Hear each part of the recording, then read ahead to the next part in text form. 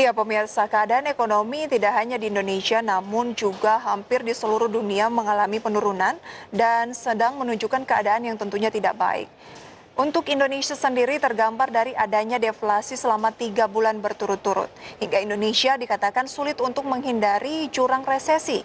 Dan kita akan membahas topik yang menarik ini bersama dengan rekan Mangi Veracong dari Studio 1 IDX Channel. Selamat siang rekan Mangi. Iya, halo, selamat siang rekan Prisa. Iya, bagaimana laporan Anda mengenai Indonesia yang dinyatakan saat ini sudah tidak bisa lagi menghindari jurang resesi? Iya, baik, terima kasih rekan Prisa. Ya pemirsa, keadaan ekonomi di Indonesia saat ini bisa dikatakan belum pulih sepenuhnya ya. Tergambar dari adanya deflasi selama 3 bulan berturut-turut, dimulai dari bulan Juli, Agustus, dan juga September. Yang artinya memang ada pelemahan daya beli masyarakat dan juga penurunan konsumsi rumah tangga. Padahal konsumsi rumah tangga ini cukup menyumbang besar ya terhadap PDB Indonesia, di mana pada kuartal 1 2020 di saat pertumbuhan ekonomi Indonesia ini masih bergerak ke arah yang positif, yaitu sekitar 2,97%. Untuk konsumsi rumah tangga sendiri ini menyumbang sekitar 1,56% terhadap PDB Indonesia.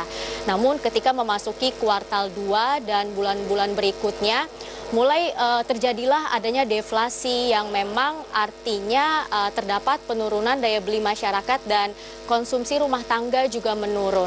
Dan pada kuartal 2 akhirnya pertumbuhan Indonesia ini terkontraksi sekitar 5,3%, dan menurut proyeksi dari Menteri Keuangan Sri Mulyani di kuartal ketiga 2020, untuk pertumbuhan ekonomi Indonesia ini akan kembali terkontraksi sekitar 2,9%, yang artinya memang resesi ini sudah di depan mata dan juga tidak bisa terhindarkan. Iya, lantas Mangi, kenapa proyeksi ekonomi di kuartal ketiga ini masih cenderung negatif? Bukankah pemerintah sudah banyak memberikan bantuan, kemudian juga stimulus?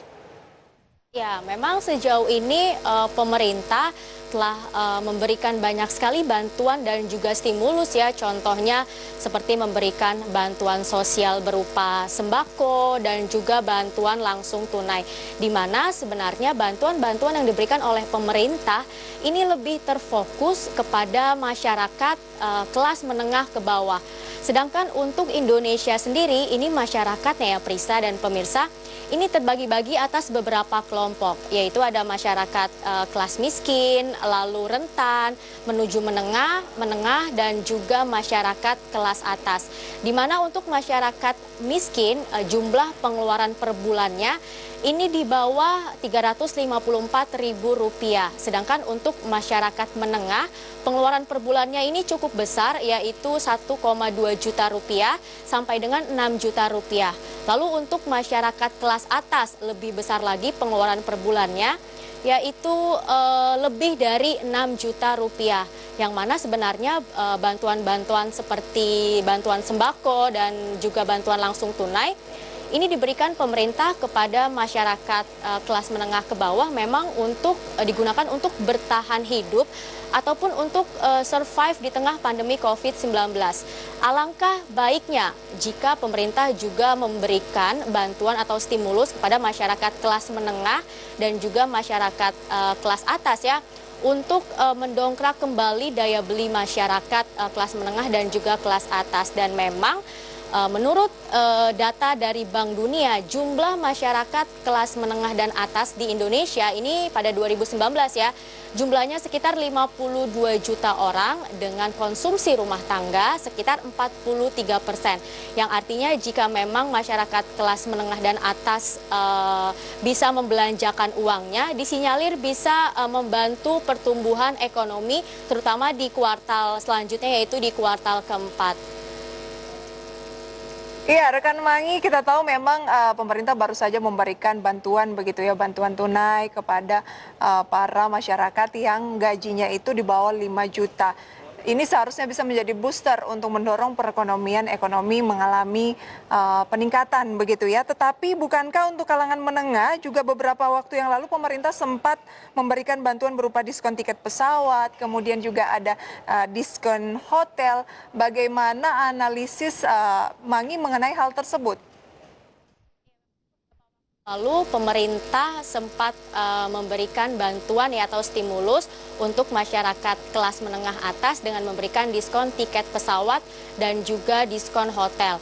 Namun ternyata Prisa dan pemirsa, bantuan yang diberikan oleh pemerintah ini dinilai oleh salah satu pengamat ekonomi tidak akan efektif karena masyarakat kelas menengah dan juga atas ini lebih aware terhadap kesehatan, yang mana artinya masih takut ya untuk berpergian, melakukan travel atau traveling ya, karena memang mereka melihat angka COVID-19 di Indonesia ini masih cukup tinggi, dan juga untuk Indonesia sendiri ya, untuk perekonomiannya ini masih di bawah bayang-bayang resesi dan ketidakpastian, dan akhirnya masyarakat kelas menengah atas ini lebih memilih untuk menyimpan uangnya dibandingkan membelanjakan uangnya tadi.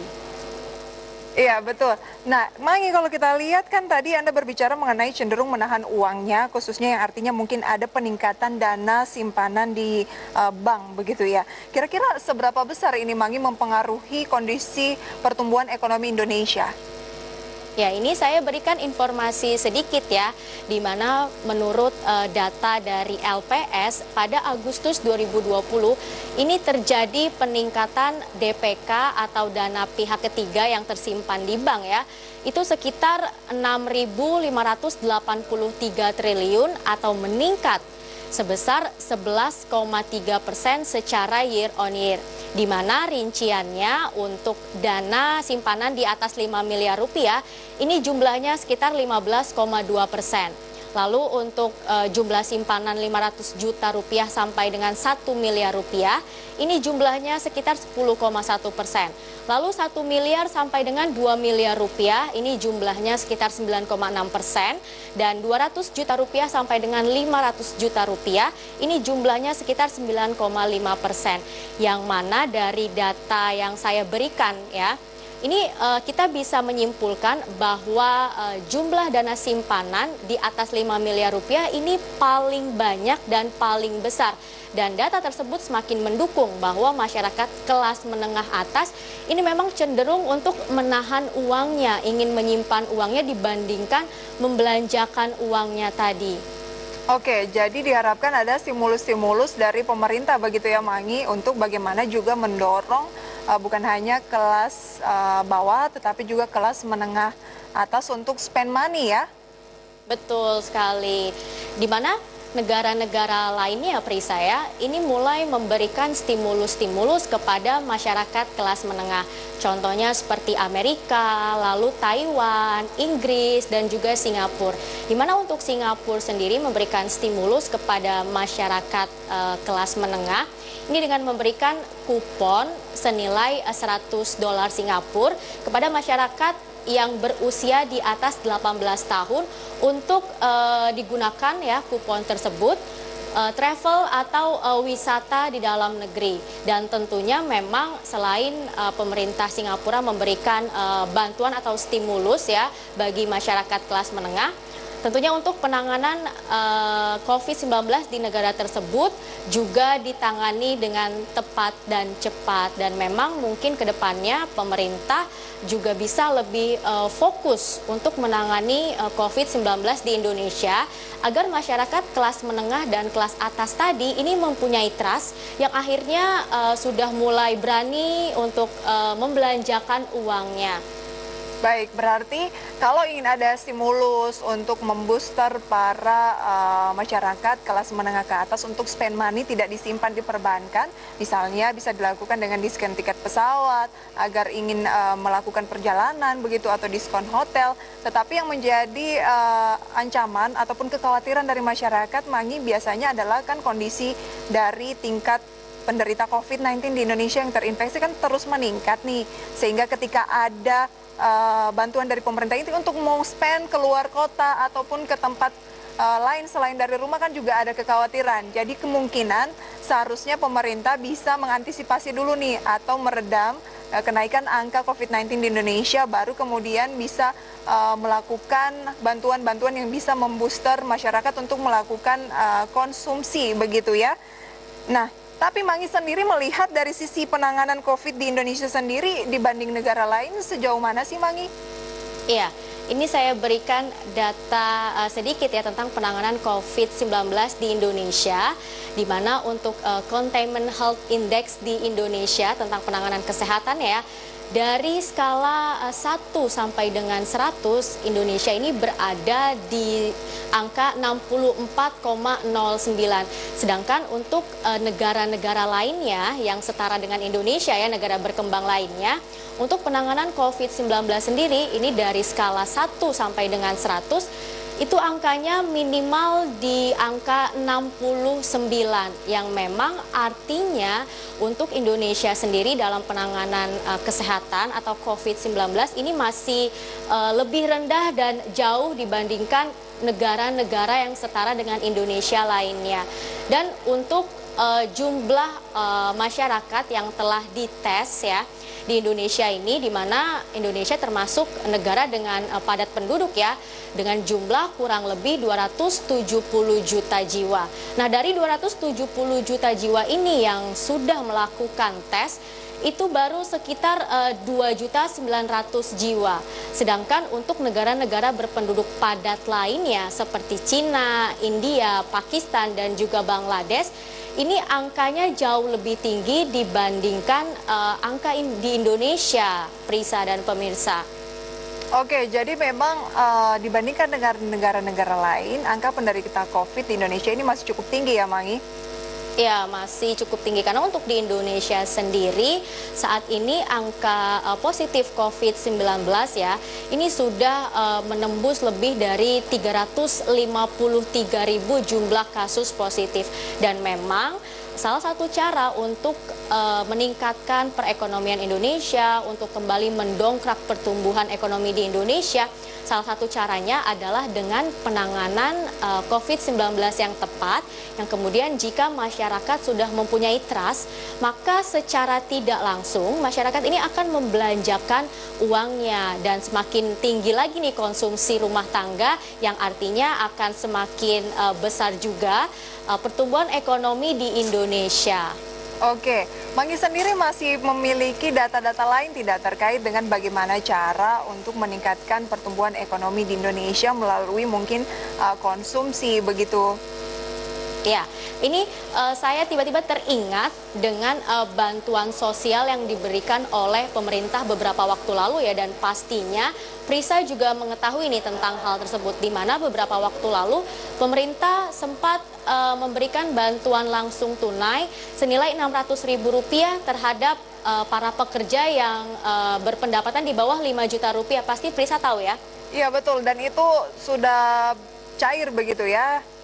Berarti sudah 2 bulan cair, berarti 1,2 juta, dan masih akan tersisa sekitar 2 bulan lagi untuk para penerima gaji di bawah 5 juta. Harusnya sih ini cukup membooster juga ya, Mangi, kondisi perekonomian kita dari dalam negeri, bagaimana masyarakat untuk dibantu. Sebenarnya kalau kita lihat ya, bantuan yang diberikan pemerintah ini bisa patut diapresiasi, karena kan angka 600.000 untuk sejumlah jutaan masyarakat Indonesia yang berpenghasilan di bawah 5 juta kan juga sangat besar, Mangi.